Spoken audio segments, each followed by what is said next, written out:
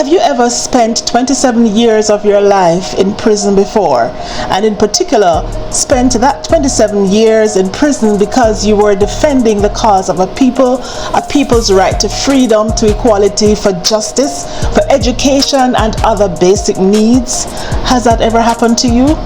Have you ever spent 27 years of your life imprisoned, but in addition to that, before that period where you spent 27 years, you spent several periods of constant arrest over and over and over again? In today's video, we're gonna go to the continent of Africa.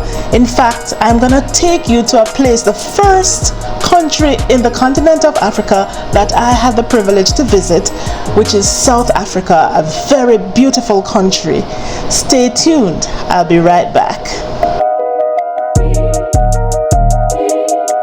Welcome back. This is Angie Marie and this is my YouTube channel, and on this channel we focus on joy. We look at matters such as travel, finances, money, family relationships, the things that keep us happy and joyful. In today's video, we're gonna talk a little bit about South Africa. We're gonna talk about the father of South Africa, which is Nelson Mandela, and we're gonna spend some time also talking about his wife, Winnie Mandela, who is known as the mother of South Africa. In addition, we're going to look at some of the reasons explorers in the first place tended to want to go to Africa. What was it about Africa that drew them there? And I'm going to point out three things, three reasons this happened. Having been there myself and seen the beauty of the landscape, one of the reasons they went there was because of the resources that were there and the beauty of the landscape and the people. If this is your first time visiting my channel, you're so welcome. And if you are a return subscriber, I'm very happy to have you. Thank you so much. You are the best part of this channel. Three reasons there has been so much focus by explorers and colonizers over the years on the continent of Africa. From my belief, number one is the wealth of the resources that exist in the continent of Africa and the breathtaking beauty of the landscape. Number two, I believe, is the strength and beauty of the people. And three, its leaders. South Africa was the first country I visited in the continent of Africa, and I was amazed at its beauty, the food, their unique desserts. And by now, those of you who have been following me probably realize that I have no problem tasting foods when I visit different countries. Thankfully, I've never gotten sick from trying. Well, I'm not very adventurous, so I would stick to things I know, such as chicken and rice and so forth. But the food in South Africa was really good. I loved their desserts. I found that their desserts were really unique. I had stuff I'd never seen before in various shapes. The people were also warm and amazing, and the quality of the accommodation where I stayed in Durban, in the as I said, the KwaZulu-Natal province, was really very excellent, top class. Now, physically, South Africa has a vibrant, green, luscious landscape, and when I saw the country, I did say to myself, wow, this country is as beautiful as my country, Jamaica, and maybe has even more beauty in some ways. It is filled with a rich history, a wealth of resources, and a resilient people. The Mandelas, whose unwavering spirit and determination have left an indelible mark on the entire world, their courage, hope, and triumph have shaped the country's past and will continue to influence its future. Now, I'd say something about the Apartheid era, which was a very dark period.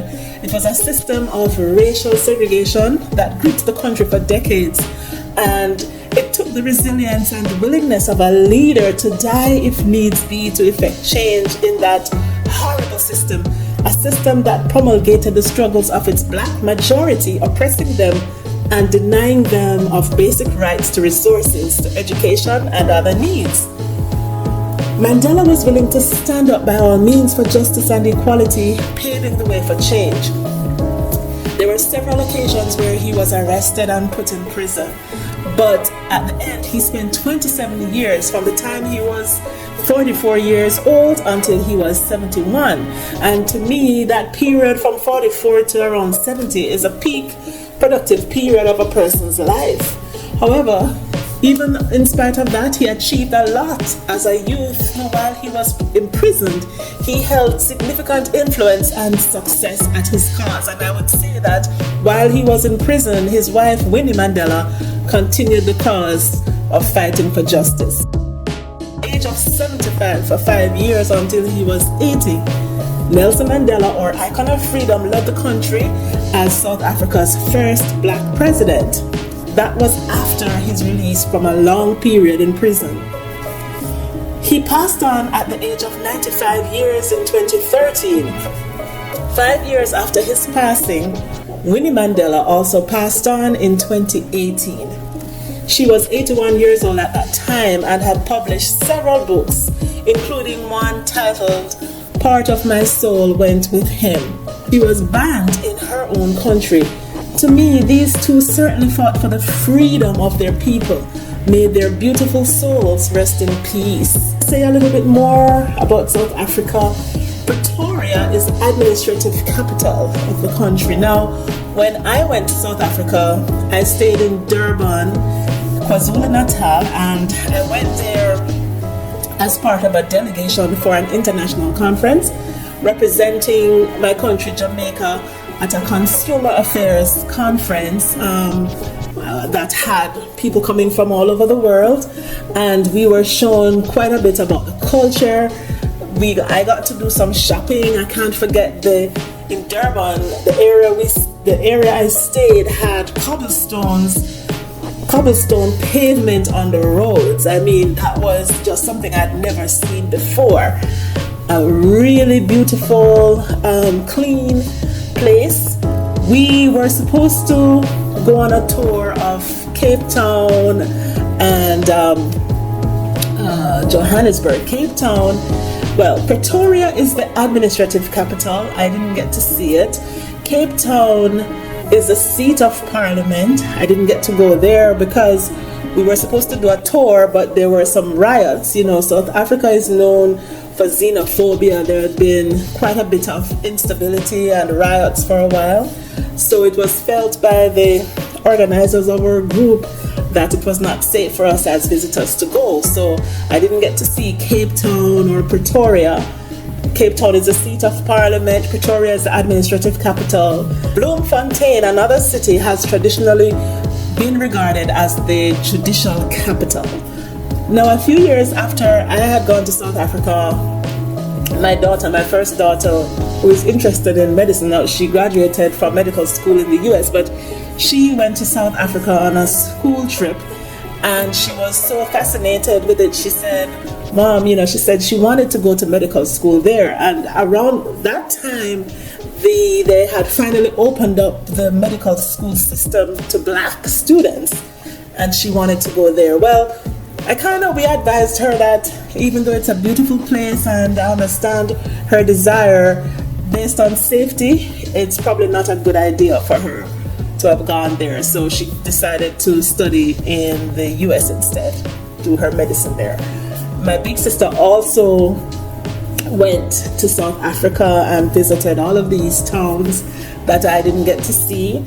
My daughter also went to 𝐀𝐧𝐬𝐿. She got to see different things. I didn't get to see the safari where there are the elephants and lions and these animals, but we all know that a variety exists in South Africa. South Africa is very culturally diverse, very vibrant culture. It's a melting pot of diverse traditions, languages, and customs. And we did get a chance to see the Zulu tribe and how they behave. We saw some of their huts. It was really very interesting. I'm told that the streets of Cape Town is very colorful. There are lots of rhythmic beats of traditional music. The cultural heritage of celebrating life is really great to bear. Now, after apartheid was ended, through the Mandela's influence, there's a new concept that came up, that concept of Ubuntu. It's an African philosophy emphasizing interconnectedness, compassion, and communal support. This philosophy played a pivotal role in the nation's healing process after apartheid and continues to shape the South African society. To me, that is so beautiful that somehow these leaders were able to forge unity. When Mandela took over the leadership, some persons felt that they were going to have revenge, and that in the same way the blacks were mistreated, that now it was time and there was an opportunity for other people to experience it. But no, Mandela was a man of peace and for peace, so he forged unity of all the cultures there, which I believe is beautiful, very beautiful. There's also a focus on the empowerment of the youth and education, and even my daughter wanting to go to medical school, there is a sign that there was some real great development there. And I believe that that is also part of the influence of the Mandela family. As change makers, they were able to empower South Africa's youth through education and various initiatives. And that's beautiful. So that's what I really wanted to share about South Africa. It's a beautiful place, and if you want a chance to go there and you're able to do so, it's a good place to visit. We want to always remember Mandela and his resilience, his hope, the unity that defined this incredible nation. We want to remember South Africa's history because it serves as proof of the power of humanity to overcome adversity and build a brighter future together. So I want to encourage all of us to honor the legacy of the Mandelas by striving for a world filled with equality, compassion, and understanding. Thank you so much for staying with me to the end of this video. I really appreciate you. This is Angie Marie, and I'll see you soon in the next video.